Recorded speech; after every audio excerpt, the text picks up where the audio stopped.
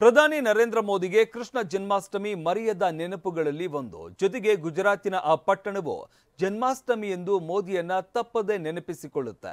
ಯಾಕಂದ್ರೆ ಪಟ್ಟಣಕ್ಕೆ ಬಂದಿದ್ದ ಸಮಸ್ಯೆಯನ್ನ ಮೋದಿ ಜನ್ಮಾಷ್ಟಮಿಯನ್ನ ಬಳಸಿಕೊಂಡು ತಮ್ಮ ಚಾಣಾಕ್ಷತನದಿಂದ ಬಗೆಹರಿಸಿದ್ರು.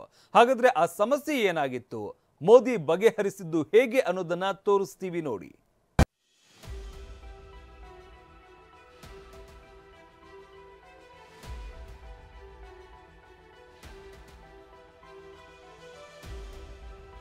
ನರೇಂದ್ರ ಮೋದಿ ರಾಜಕೀಯ ನಿಪುಣ, ತಂತ್ರಗಾರಿಕಾ ಚಾಣಕ್ಯ, ಕ್ಲಿಷ್ಟಕರ ಸಂದಿಗ್ಧ ಪರಿಸ್ಥಿತಿಗಳಲ್ಲೂ ತಮ್ಮ ಜಾಣತನದಿಂದ ಸಮಸ್ಯೆಗಳನ್ನ ಹೇಗೆ ಪರಿಹರಿಸುತ್ತಾರೆ ಎನ್ನೋ ಮಾತುಗಳು ಚರ್ಚೆಯಾಗ್ತಾನೆ ಇರುತ್ತವೆ. ಮೋದಿ ಈಗ ಮಾತ್ರವಲ್ಲ, ಈ ಹಿಂದೆಯೂ ಅಂದ್ರೆ ಯುವಕರಾಗಿದ್ದಾಗಲೂ ಇಂತಹ ಹಲವು ಸಂದರ್ಭಗಳನ್ನ ಎದುರಿಸಿ ಯಶಸ್ವಿಯಾಗಿದ್ದಾರೆ.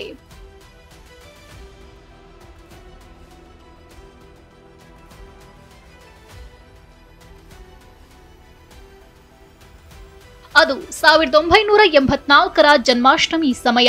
ಗುಜರಾತ್ನ ಸಬರ್ಕಾಂತ ಜಿಲ್ಲೆಯ ಚಿಕ್ಕ ಪಟ್ಟಣವಾದ ಪ್ರಂತೀಜ್ ಕೋಮು ಗಲಭೆಯ ಅಂಚಿನಲ್ಲಿತ್ತು.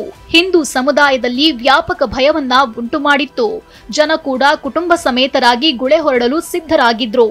ಇದರಿಂದ ಕಳವಳಗೊಂಡ ಆರ್ಎಸ್ಎಸ್ ಕಾರ್ಯಕರ್ತರು ಮೋದಿ ಬಳಿ ಪರಿಸ್ಥಿತಿಯ ಆಳವನ್ನ ವಿವರಿಸಿದ್ರು.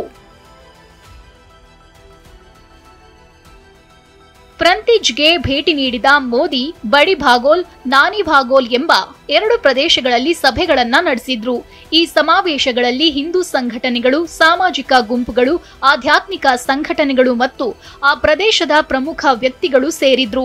ಶಾಶ್ವತ ಪರಿಹಾರದ ಹಾದಿ ಹಿಂಸೆಯಿಂದಲ್ಲ, ಏಕತೆಯಲ್ಲಿದೆ ಎಂಬುದನ್ನ ಮೋದಿ ಅರಿತುಕೊಂಡಿದ್ರು.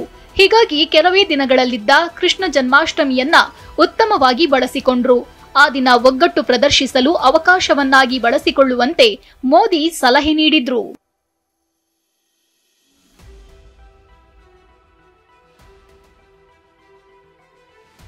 ನರೇಂದ್ರ ಮೋದಿಯವರ ಮಾತನ್ನ ಎಲ್ಲರೂ ಉತ್ಸಾಹದಿಂದ ಸ್ವೀಕರಿಸಿದ್ರು. ಕೃಷ್ಣ ಜನ್ಮಾಷ್ಟಮಿ ದಿನ ಬೃಹತ್ ಶೋಭಾಯಾತ್ರೆಯನ್ನ ಆಯೋಜಿಸಲಾಯಿತು. ಭಗವಾನ್ ಕೃಷ್ಣನ ಚಿತ್ರಗಳೊಂದಿಗೆ ಅಲಂಕೃತವಾದ ರಥಗಳು, ನೃತ್ಯಗಾರರು, ಸಂಗೀತಗಾರರು ಎಲ್ಲರಿಂದ ಕಾರ್ಯಕ್ರಮದ ವೈಭವ ಹೆಚ್ಚಿತ್ತು.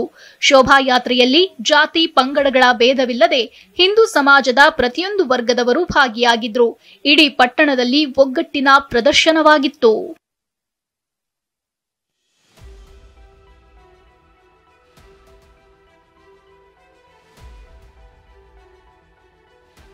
ಬೃಹತ್ ಶೋಭಾಯಾತ್ರೆ ಪ್ರಂತೀಜ್ ಮೇಲೆ ಆಳವಾದ ಪ್ರಭಾವ ಬೀರ್ತು. ಹಿಂದೂ ಸಮುದಾಯದ ಐಕ್ಯತೆಯು ಪ್ರಂತೀಜ್ ಪಟ್ಟಣಕ್ಕೆ ಬೆದರಿಕೆಯೊಡ್ಡಿದ್ದ ಹಿಂಸಾಚಾರಕ್ಕೆ ಪ್ರಬಲವಾದ ಎಚ್ಚರಿಕೆಯನ್ನ ಕೊಟ್ಟಿತ್ತು. ಕೊನೆಗೆ ಯಾವುದೇ ಹಿಂಸಾಚಾರವೂ ನಡೆಯಲಿಲ್ಲ. ಮೋದಿಯವರ ಪ್ರಯತ್ನಗಳು ತಕ್ಷಣದ ಉದ್ವಿಗ್ನತೆಯನ್ನ ಶಮನಗೊಳಿಸಿದ್ವು. ಅಷ್ಟೇ ಅಲ್ಲದೆ ಈ ಪ್ರದೇಶದಲ್ಲಿ ಆರ್ಎಸ್ಎಸ್ ಸಂಘಟನೆಯನ್ನ ವಿಸ್ತರಿಸಲು ಕೂಡ ಸಹಾಯ ಮಾಡಿತು.